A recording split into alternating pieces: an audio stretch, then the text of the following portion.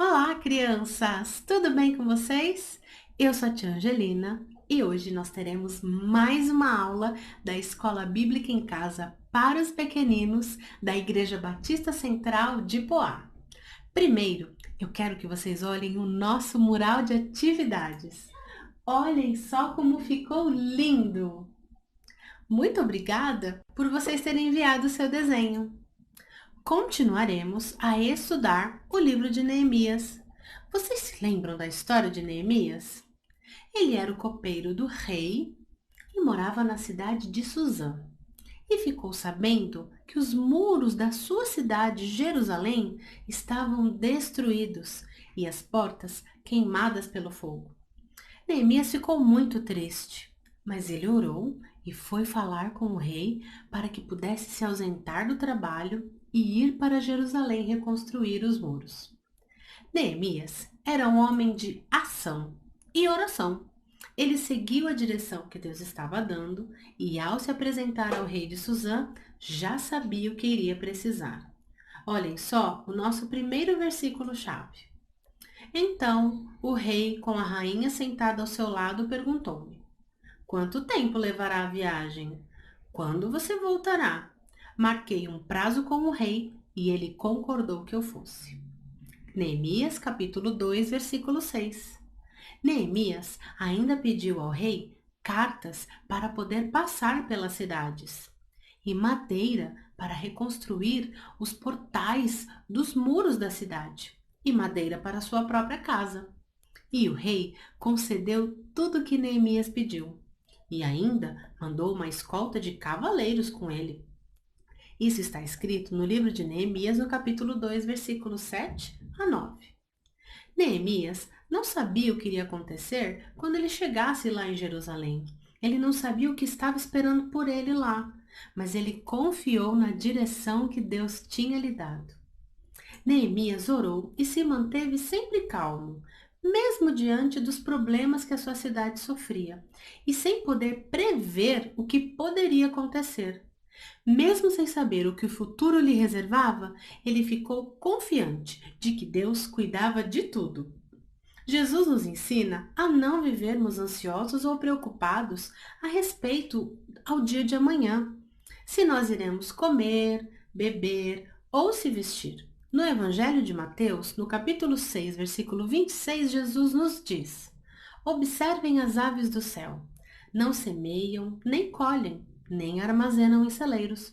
Contudo, o Pai Celestial as alimenta. Não têm vocês muito mais valor do que elas? Deus, o nosso amado Pai, cuida de todas as coisas. Não precisamos ficar preocupados. Olhem só os passarinhos.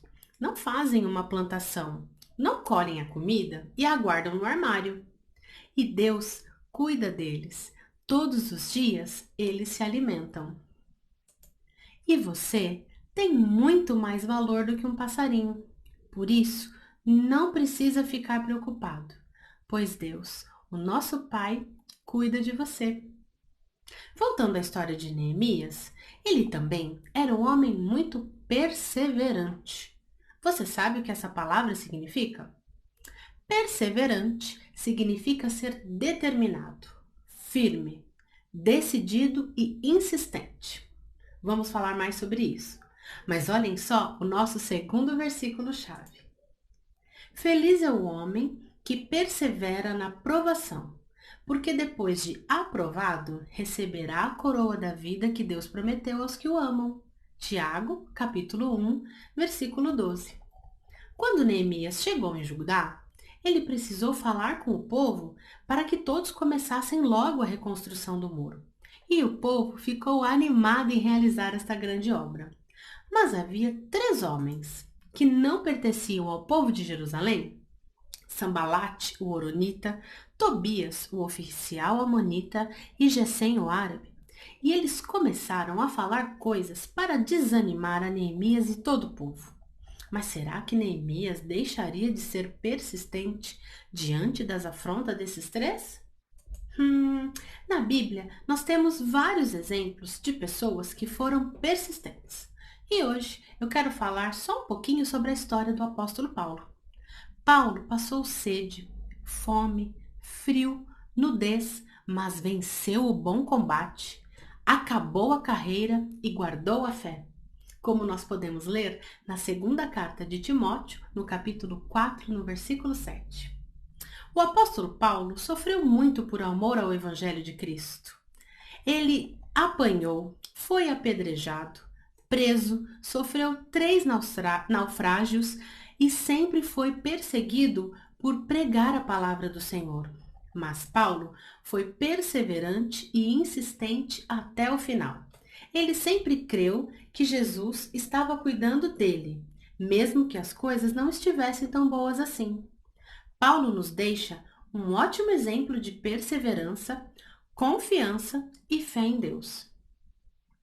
Assim como Neemias, ele ficou firme e continuou em Jerusalém. Chegando lá, ele precisava unir o povo para que todos juntos pudessem começar a reconstrução dos muros. Vamos falar sobre união? Olhem só o nosso terceiro versículo-chave. Assim nós, que somos muitos, somos um só corpo em Cristo, mas individualmente somos membros uns dos outros. Romanos capítulo 12, versículo 5. Neemias tomou a liderança desse grande projeto e falou com todos que moravam em Judá. O povo ouviu ao apelo de Neemias e todos, unidos, decidiram ajudar. Isso está registrado no livro de Neemias, capítulo 2, versículos 17 e 18. Nós também precisamos estar em unidade.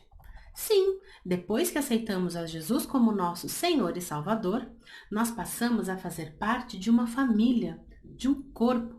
A Bíblia nos diz, assim como no nosso versículo-chave, que somos o corpo de Cristo, onde Ele é a cabeça e nós os membros. E sendo corpo de Cristo, precisamos estar sempre unidos. Por exemplo, quando vamos ensaiar para apresentar um louvor, uma coreografia ou um teatro, precisamos estar unidos para que cada um faça a sua parte e tudo saia como planejado. Assim como no corpo todos os membros são importantes, cada um de nós tem a mesma importância perante Deus. Você já machucou o dedinho do pé alguma vez enquanto brincava? Dói muito, né? E a dor do dedinho do pé afeta todo o corpo. Ou mesmo se você machucou o dedo da mão, todo o corpo sofre com a dor de qualquer parte do nosso corpo. Nenhuma parte é mais importante ou menos importante. Nós somos o corpo de Cristo.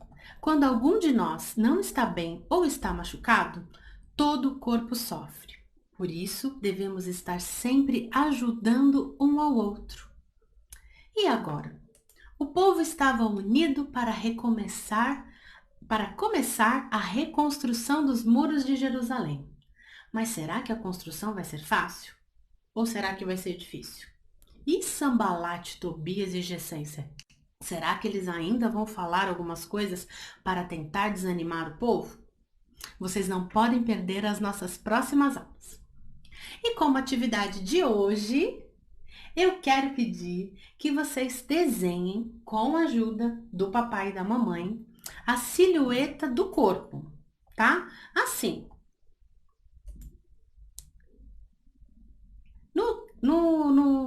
Na carta aos Colossenses, no capítulo 1, versículo 18a, está escrito que Jesus é o cabeça. Em 1 Coríntios 12, 27, está escrito que nós somos os membros. Então, você fará uma obra de arte, tá bem? Desenhando a silhueta, se você for um menino, de um menino, e a silhueta de uma menina, se for uma menina, tá bem?